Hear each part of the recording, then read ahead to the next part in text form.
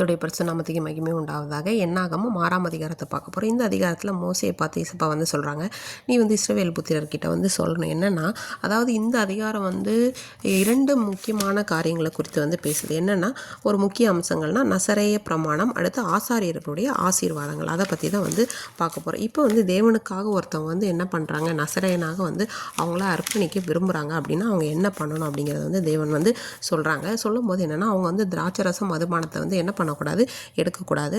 அடுத்தது அதில் செய்த எந்த ஒரு பானத்தையுமே என்ன பண்ண, திராட்சை பழங்களையோ அந்த வத்தல் சொல்லுவாலே காஞ்சி இதுவுமே எடுக்கக்கூடாது.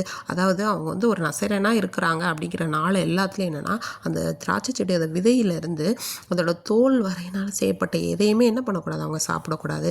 அவங்க தலையில் சவரகன் கத்தி என்ன பண்ணக்கூடாது, படக்கூடாது. அவங்க என்ன பண்ணணும்னா, பரிசுத்தமாக இருந்து தலைமயிரை என்ன பண்ணணும், வளர விடணும் அப்படின்னு சொல்கிறாங்க. அடுத்து என்னென்னா, அவங்க அவங்களுடைய குடும்பத்தில் யாராவது மரணம் அடைந்துடுறாங்க அப்படின்னு அவங்க குடும்ப நபர்களாக இருந்தாலும் அவங்களுடைய சடலத்தினால அவங்கள தீட்டுப்படுத்தக்கூடாது.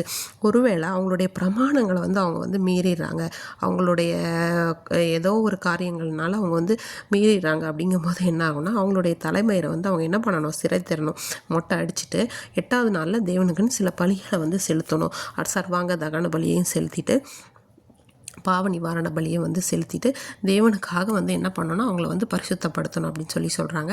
அடுத்து என்னென்னா, திரும்பவும் அவங்களுடைய பிரமாணத்தை தொடங்கணும் அப்படின்னு சொல்கிறாங்க. அதுக்கப்புறம் பார்த்தோன்னா இதில் வேறு என்ன சொல்லியிருக்காங்க அப்படின்னு சொல்லனா, அந்த பிரமாணத்தை முறித்து விடக்கூடாது அப்படிங்கிறது பலி செலுத்தி அதை தொடரணும் அப்படின்னு சொல்லியிருக்காங்க. அடுத்ததாக பார்த்தோன்னா தேவன் அந்த ஆசாரியர்கள், அதாவது ஆரோனுக்கும் அவனுடைய குமாருக்கும் என்ன வேணும்னு சொல்கிறாங்கன்னா, இஸ்ரவேல் புத்திரரை ஆசீர்வதிக்கும் போது, இஸ்ரவேல் புத்திரரை நீங்கள் ஆசீர்வதிக்கும் போது அவங்களை எப்படி ஆசீர்வதிக்கணும் அப்படிங்கிறத பற்றி இதில் சொல்லியிருக்காங்க. இப்போது இந்த காரியத்தில் நம்ம தேவனுக்காக நசரேயனாக வாழ விரும்பினால்னா, உலக பிரகாரமாக இருக்கிற எல்லா விதமான காரியங்கள்லேருந்து நம்ம பிரிந்து தான் வாழ்ந்து தான் ஆகணும். அதாவது அதில் இருக்கிற ஒரு சின்ன விதை தான் என்ன செய்திட போதுன்னு நம்ம நினைப்போம். அப்படி இல்லை, ஒரு சின்ன பாவமானாலும் தேவனுக்கு முன்பாக நமக்கு இருக்கிற அந்த பரிசுத்தத்தை அதுக்கு எடுத்து போட ஒரு வல்லமை உள்ளதாக இருக்குது. அடுத்த என்னன்னு சொல்லி பார்த்தோன்னா, நம்ம தேவனுக்காக பிரித்து வாழும்போது தேவன் நம்மை ஒரு ஆசீர்வதித்து மற்றவர்கள்லேருந்து தனியாக காட்ட வல்லவராக இருக்கிறாரு. அப்புறம் தேவனுடைய நாமத்திற்கு மகிமை உள்ளவர்களாக நம்ம இருக்கணும் அப்படிங்கிறத, அந்த முடியை வெட்டக்கூடாது அப்படிங்கிறத சொல்கிறாங்க.